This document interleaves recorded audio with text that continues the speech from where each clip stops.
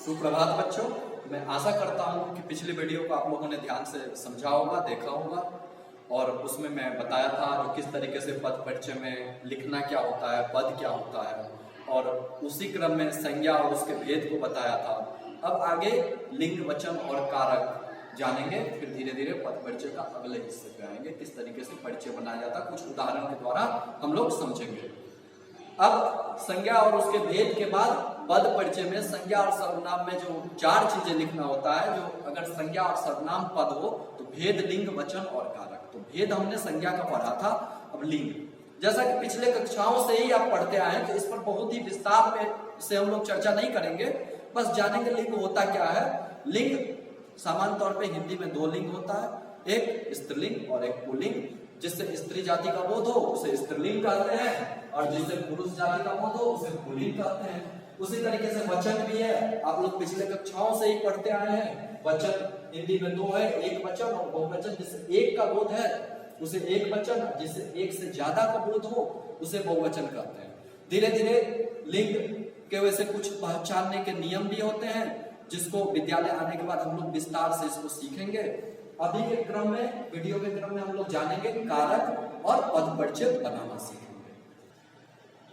हाँ तो बच्चों, अब हम कारक को जानने से पहले कुछ उदाहरण को देखते हैं। जैसे एक उदाहरण है, बंटी विशाल पुस्तक दिया। अब बंटी विशाल पुस्तक दिया में एक वाक्य लिखा हूं, बीच में कोई जगह छोड़ा हूं, कोई अर्थ स्पष्ट हो रहा है? नहीं हो रहा। वैसे सिद्धार्थ ट्रेन विद्यालय पहुंचा, नहीं स्पष्ट हो रहा। सौरभ और हर्ष परीक्षा अच्छे अंकों से उत्तीर्ण हुआ, स्पष्ट नहीं हो रहा। लेकिन जैसे बंटी, यहां पर मैं लिख दे रहा हूं ने विशाल को पुस्तक दिया, तो यहां पर जैसे लिखते ने और को मैं लिख दे रहा हूं तो अर्थ स्पष्ट हो रहा है। और यही ने और को कारक है।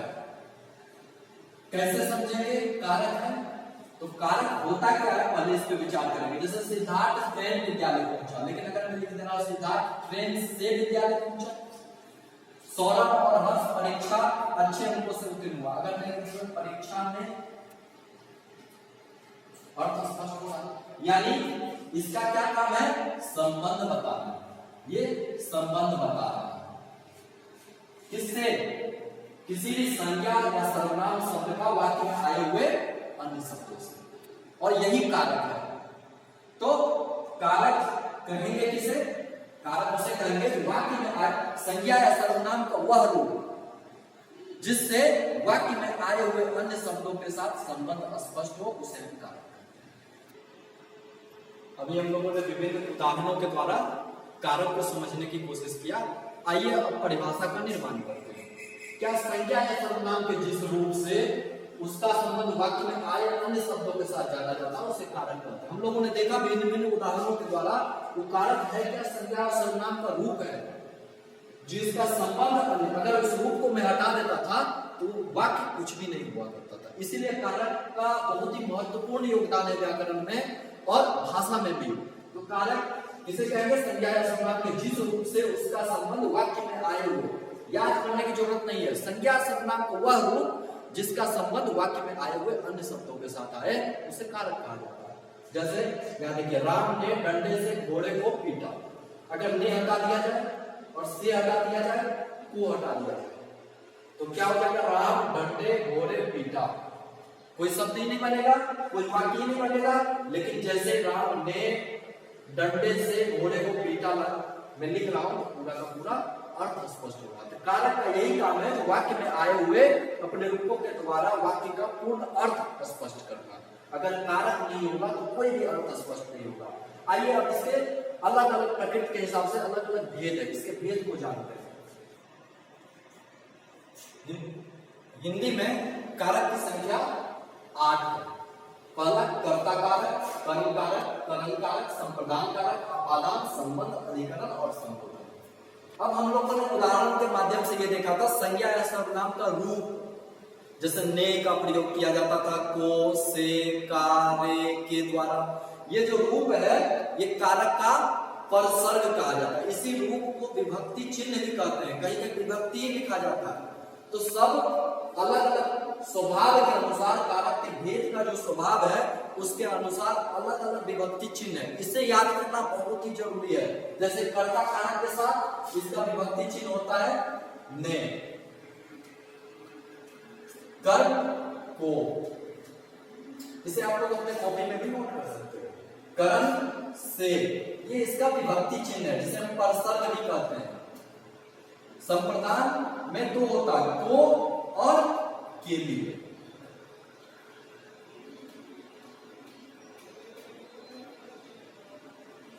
अपादान से संबंध, संबंध में का, के, की, रा, रे इत्यादि होता है। अधिकरण में और पर।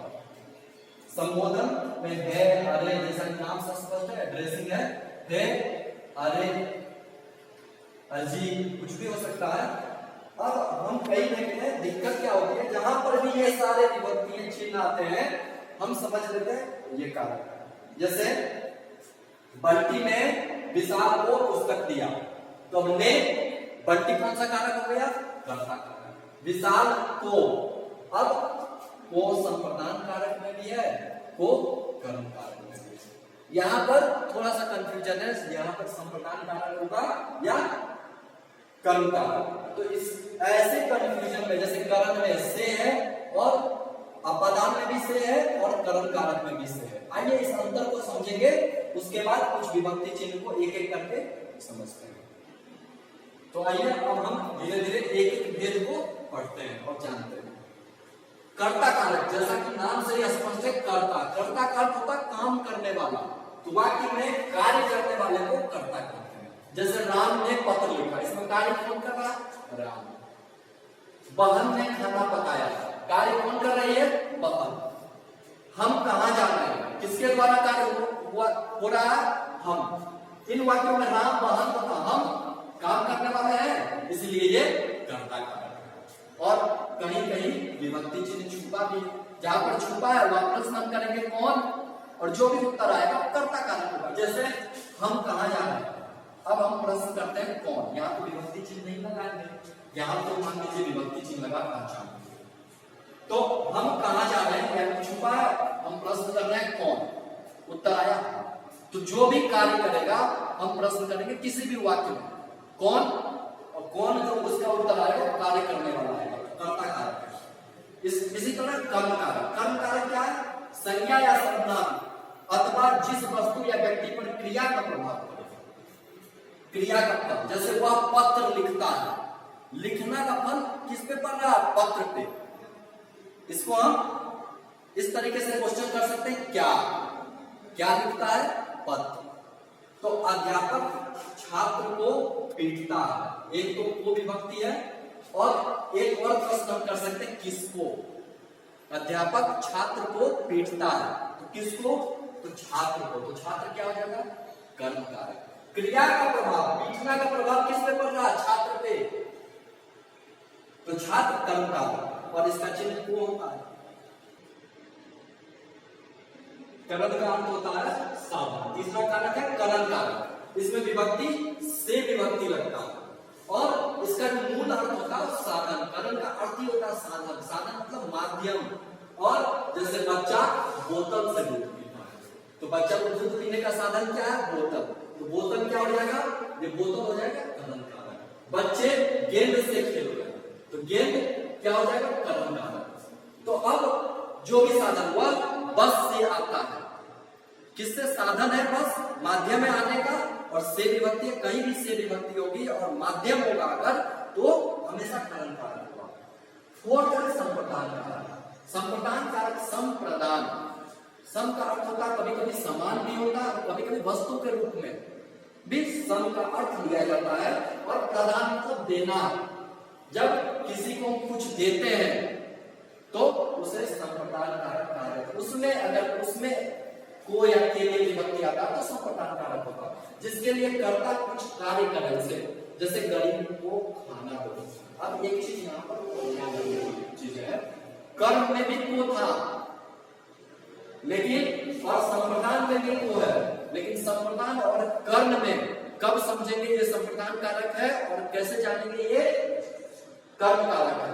तो जहां पर भी कुछ देने का भाव हो वहां पर संप्रदान, यहाँ पर गरीबों को खाना हो तो किसी को दिया जा रहा है, कुछ वस्तु दिया जा रहा है तो गरीब को, तो यहाँ पर गरीब क्या हो जाएगा संप्रदान कारक। और कहीं पर लिए विभक्ति आए तो निश्चित रूप से संप्रदान कारक, जैसे मेरे लिए दूध लेकर आओ, तो यहाँ पर मेरे संज्ञा सर्वनाम करो, मेरे का सर्वनाम, मैं बोला था संज्ञा सर्वनाम का वह रूप जिससे वाक्य के आए हुए अन्य शब्दों के साथ, तो ये सर्वनाम है, सर्वनाम का ये रूप है लिए, तो मेरे शब्द क्या हो जाएगा संप्रदान। तो यहाँ पर गरीब और मेरे किसी के लिए, यानी किसी के लिए कुछ दिया जाता है, देने का बोध होता है, तो वहां पर संप्रदान। कर्म और संप्रदान में हमेशा ध्यान रखेंगे। जैसे अध्यापक, एक उदाहरण पिछला समझाया था मैं कुछ देर पहले, जो अध्यापक छात्र को डंडे से पीटता है, तो यहाँ पर छात्र को डंडे से पीटता है लेकिन कुछ दे नहीं रहा। लेकिन जैसे ही मैं एक उदाहरण दे रहा हूं, भैया ने प्रियंका को कंप्यूटर दिया, तो यहाँ पर प्रियंका कौन सा कारक हो जाएगा संप्रदान कारक। क्यों? क्योंकि वहां पर भी को विभक्ति है और संप्रदान में भी को आता है और कर्म में भी, लेकिन वहां देने का भाव हो रहा है संप्रदान में और वहां देने का भाव हो रहा था। वहां प्रश्न कर रहे थे किसको, लेकिन किसको अगर प्रश्न करेंगे और देने का भाव आएगा तो संप्रदान, और देने का भाव नहीं आएगा तो हमेशा कर्म कारक। चलिए अब आगे अपादान। अब नेक्स्ट है अपादान कारक। इसकी भी विभक्ति चिन्ह जो है से होता है, करण कारक में विभक्ति चिन्ह से होता है, लेकिन दोनों में अंतर जानने के मुख्य, से में अपादान अलग होने का बोध होता है और करण में अलग होने का बोध नहीं होता। जैसे पेड़ से आम गिरा, यहाँ पर पेड़ से आम अलग हो गया, तो यहाँ पर जहां पर अलग होने का बोध हो वहां पर अगर से विभक्ति आए, वहां पर से विपर्सर्ग आए तो करण कारक हो जाएगा, वो करण कारक हो जाएगा। और हाथ से छड़ी गिर गई, तो हाथ से छड़ी, हाथ में छड़ी थी लेकिन वो हाथ से अलग हो गया, तो हाथ से छड़ी गिर गई, इसमें क्या हो जाएगा अपादान कारक। हमेशा जानेंगे अपादान कारक में अलग होने का बोध होता है जो करण कारक में नहीं होता। ठीक है, अब साधन और अलगाव के अलावा एक और चीज ध्यान रखने की जरूरत होती है जो अपादान कारक नहीं होता है। जैसे आप लिख सकते हो अपने कॉपी में, तुलना, डरना, सीखना और घृणा, इसका जब कहीं बोध होता है और से विभक्ति होती है तो अपादान कारक होगा। जैसे राम लक्ष्मण से बड़े थे, तो लक्ष्मण यहाँ पर कौन सा कारक हो जाएगा अपादान कारक। एक तो अलगाव का बोध होगा, उसके अलावा कहीं भी तुलना किया जाए, जैसे बच्चा शेर से डरता है, तो यहाँ पर शेर क्या हो जाएगा अपादान कारक। डरने का बोध, तुलना का बोध, सीखना। मोहन अपने शिक्षक से गिटार सीखता है, तो यहाँ पर शिक्षक क्या हो जाएगा शिक्षक अपादान कारक। दूसरा घृणा, मुझे झूठ से घृणा है, तो यहाँ पर झूठ अपादान कारक। तो अलगाव के अलावा ये चीजों को उनको ध्यान रखना है, जो अलगाव, तुलना, डरना, सीखना, घृणा इत्यादि का इन सब चीजों का भी बोध होता है वहां पर अपादान कारक। और इसका अर्थ होता है साधन, जैसे वह बस से आता है, वह ट्रेन से जाता है, इन तरीके का कोई भी साधन माध्यम हो और वहां पर से विभक्ति आए तो ये अपादान करण कारक। ठीक है, आगे अब बढ़ते हैं।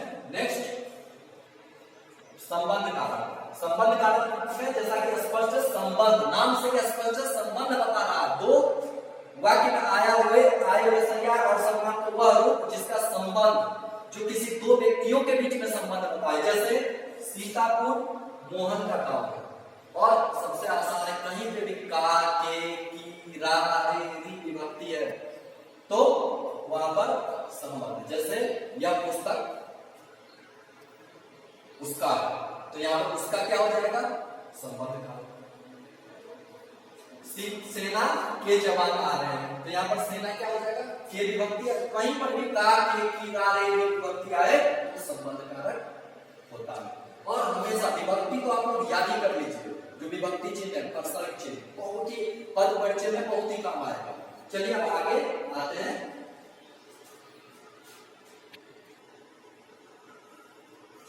अब अधिकरण का अधिकरण जैसा कि नाम से संज्ञा के जिस रूप से क्रिया के आधार पर हो। अधिकरण मतलब होता ही है आधार, यानी जैसे हरि घर में है, तो हरि कहाँ है, आधार उसका क्या है, रहने का घर। पुस्तक टेबल पर है, मेज पर है, तो पर या तो में या पर, इसकी जो विभक्ति चिन्ह है जिसे हम परसर्ग भी कहते हैं वो दो है, या में आएगा या पर आएगा। कहीं पर भी अगर में आए या पर आए तो उसे हम अधिकरण कहते हैं। जैसे पुस्तक मेज पर, तो मेज क्या हो जाएगा, अधिकरण का। एक और चीज ध्यान देने की बात है, कई बार बच्चे कंफ्यूज कर जाते हैं, ये पर कारक है या मेज कारक।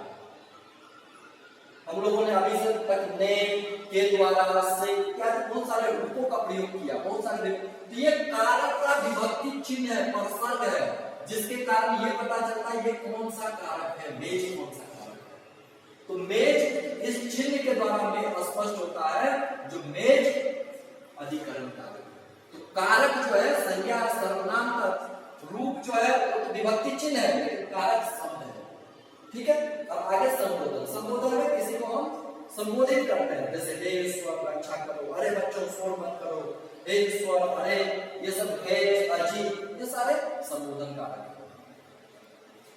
अब तो बच्चों आज के वीडियो में हम लोगों ने पढ़ा लिंग, वचन और कारक। अब संज्ञा पद में परिचय के लिए जो भी अनिवार्य तत्व है, भेद, संज्ञा और उसके भेद, लिंग, वचन और कारक हम लोगों ने पढ़ा। अब नेक्स्ट वीडियो में हम लोग संज्ञा पदों का परिचय का किस तरीके से अभ्यास किया जाएगा, किस तरीके से लिखा जाएगा, उस पर करेंगे। और जो भी कंफ्यूजन हो, जो भी दिक्कत हो, उसे हम लोग एक क्लास रखेंगे, उसमें हम लोग सॉल्व करेंगे। धन्यवाद।